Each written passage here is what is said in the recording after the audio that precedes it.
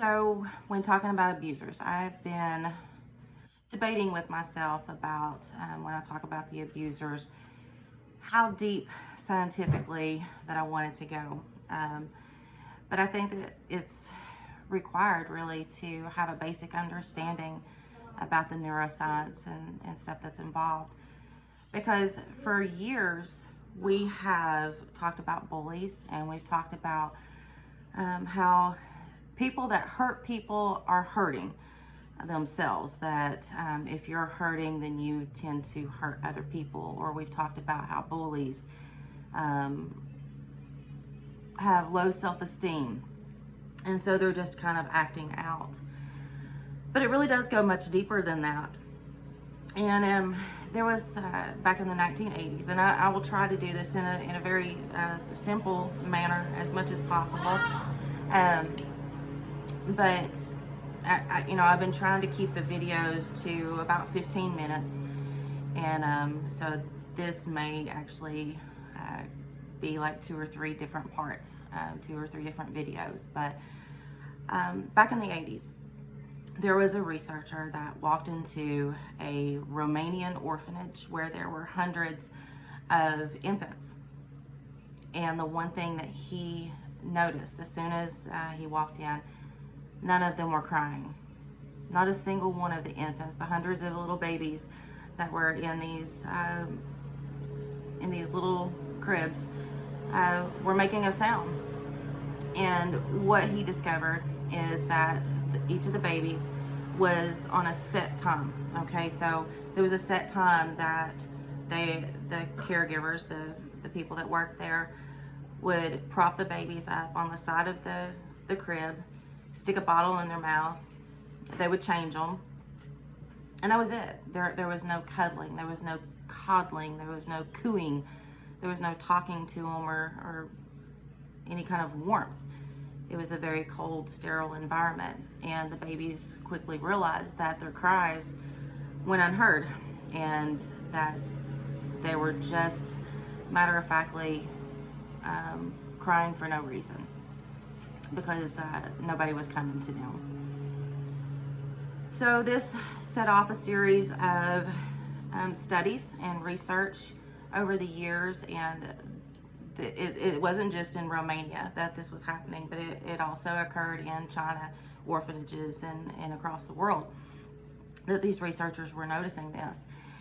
And so the miracle of an MRI and the neuroscientists that mapped out the brain and showed where the brain compartmentalized certain areas of the brain where emotions and thoughts and feelings and all these things were specific to certain areas of the brain. And so they studied this. And what they found is that, like I said, certain areas of the brain show emotions. They show fear. They show empathy. They show love. And every single person has these areas in their brain, but the difference is how brightly that is lit up through the neurons that are firing in that area and how it links to other areas in the brain. So you may show fear in the right hemisphere of the brain. I'm just throwing this out there right now. And it may also show a firing of neurons in the back part of the brain where it holds memories. And so they can kind of connect all that. So what they have found is that we have certain developmental stages. And one of the most important ones is at the very beginning, up until about 18 months old, where the parent-caregiver bond is formed. If this bond is not formed, the child does suffer from neglect. And that neglect can change a person's physiology, their brain chemistry, and which also affects their personality and can go into a personality disorder, and how that person relates to society and to other people. Personality disorders, kind of like narcissism, OCD, schizophrenia. So these are some of the personality disorders. Another important developmental stage is between the ages of 2 to 4. And those of us that have toddlers, what's the one thing that you usually have to, go through in that stage is sharing toys, trying to explain why taking a toy from another kid hurt that kid's feelings, and how you should have empathy. So the ages of 2 to 4, you're starting to teach your child empathy. So once again, if the parent caregiver is neglectful during this period and not showing empathy and not teaching empathy, then once again, the child does not understand that. And it grows into more where they have the lack of empathy and they have the lack of guilt for hurting other people. They have a shallow affect, where if they hurt somebody's feelings, they don't really care, just as long as they get what they want. So these are the two of the more important, and of course it goes on up. It goes on up to, the 5, 6, 7, 8 year range, and then you go into the preteen range of the developmental stages, and then on up into young adulthood. And these are very important developmental stages. So that's why it's so important to start early on teaching kids empathy. Narcissism. Most people hear narcissism, and we throw that word out there all the time. Oh, he's so narcissistic, or she's so narcissistic. But there is a continuum. There's a spectrum of narcissism. And, on one end of the spectrum, you have healthy narcissism. It's okay to have some narcissism where you feel good about the decisions that you make and you feel good about yourself. And then you kind of move over into the spectrum, and you've got narcissism. You've got narcissistic personality disorder. And then at the very high end of the spectrum, you have malignant narcissism. Now, when you go into narcissistic personality disorder and malignant narcissism, that's where you're seeing huge amounts of no empathy. Okay, you have very little to no empathy. There is no consciousness. There's a perceived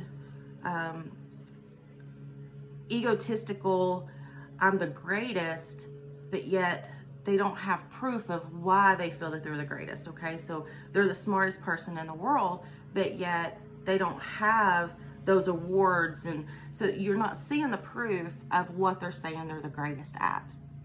Maybe they were great at certain academics or sports or something like that, but they typically look at themselves as being the greatest at everything. They're superior, and they absolutely feel that they are superior to other people, and that's where they feel that they have the power and control. A lot of narcissists grow up with a narcissistic parent. When that infant is being raised by a narcissistic parent, the narcissistic parent maybe shuns the child. Why is everybody paying attention to this child? You should be paying attention to me. So they kind of shun the child.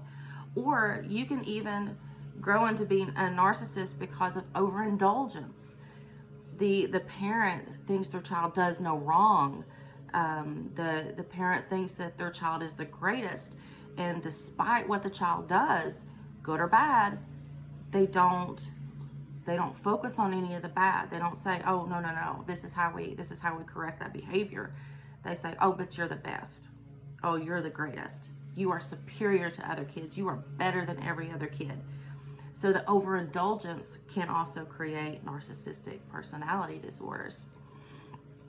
So the narcissist, that's what typically that we'll see in abusive relationships, is the narcissist.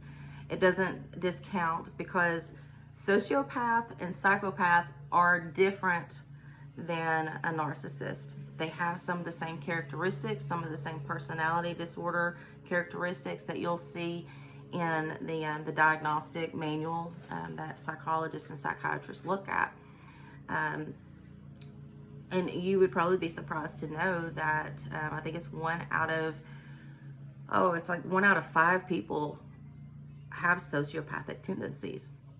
So sociopath is actually not that rare. But when you're talking about the narcissist, the sociopath, and the psychopath, you're looking at the empathy is one of the biggest things. Empathy and consciousness. They have no consciousness to think about other people or to worry about other people. Their only concern is of themselves. The only concern is, how does this affect me? And that's where you get, you have somebody with healthy narcissism. They can make a decision and know that that decision might drastically affect somebody else, and then back off of that decision because they don't want to hurt nobody else. That's part of healthy narcissism. You can have narcissistic tendencies, healthy narcissism, but yet you have that empathy. You have enough empathy that you realize that some of your decisions are going to affect others negatively. When I talked a couple of weeks ago about, some people feel that everybody is innately good, and that's unfortunately not always true. Narcissists live by wearing masks. They wear a false mask. Here's where you know that you are with an abuser. Okay, it's okay to have narcissistic tendencies to an extent. But a myth, one of the myths that I want to just totally wipe off of the face of the earth is that abusers have anger issues. If they had anger issues, they would be fighting their coworkers. They would be fighting the people in line at stores. That's anger issue, okay? That you can't control your anger, so you lash out at anybody that you come in contact with. So abusers do not have anger issues. They have abuse issues because they can control who they abuse. Okay, they can control that anger. They choose to abuse the people they say they love. That's the difference. And I'm probably going to cut this video off, and then maybe in a day or two carry on with that thought.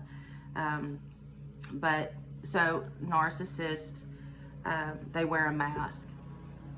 These are the guys, girls, that you will see that are social butterflies. They walk into the room and everybody smiles and they laugh and they think this is the greatest person on the earth. But what they're doing is they take the victims, they take your strengths and they mirror them. They want what you have. They want the goodness that you have. So out in public, they're great people. They're awesome. Everybody loves them. Their families love them. Their friends love them. So what happens is when I said that you fall in love with a narcissist, that you are in love with a narcissist, that you're in love with your abuser, you are. But you're in love with a person with that false mask. They tell you the things that you want to hear. They tell you all the right things. They learn about you and what you want, what you've been through. And they learn what you want to hear. And that's what they tell you. To suck you in. To the wall that you have built because of things that you've been through in the past or whatever it may be. They break down that wall and say, you can trust me. I'm different. I'm not like those other guys. I'm loyal. I'm faithful. I will be the best thing that ever happened to you. So you fell in love with the lie. You fell in love with the mask. And within months, sometimes weeks, maybe it takes a couple of years, but that mask eventually falls off. It falls off little by little. They can quickly put it back on in front of their family and friends. They can quickly put it back on when they're out in public. But behind those closed doors, that mask comes off. And that's your abuser. And that's who you fell in love with. You're not in love with the person. You're in love with the person they pretended to be. So that's the quick and short of the scientific neuros. And I tell you, if I was 20 years younger, I would be pursuing a neuroscientist career, because that just absolutely fascinates me. There is so much more to it, and to really getting into that brain and understanding what those neurons are firing and where they're firing, and it's and how it affects our physiology and our personality. So that's the nuts and bolts, I guess, and the very beginnings of what a narcissist is and how a narcissist plays into abusive relationships. I hope this has been helpful. What I'm thinking about doing is, like I said, in a day or two, I'll continue on with how an abuser thinks and some of the myths that are played up in so much, and the research that's actually behind some of the abuse. And I may actually do a live kind of Q&A. So if you all would be interested in that, then let me know, and I can set up a day and a time that I'll do a live video where you can ask me questions, and I might be able to answer those for you. I hope so, anyway. But anyway, God bless, and I hope you all have a great day.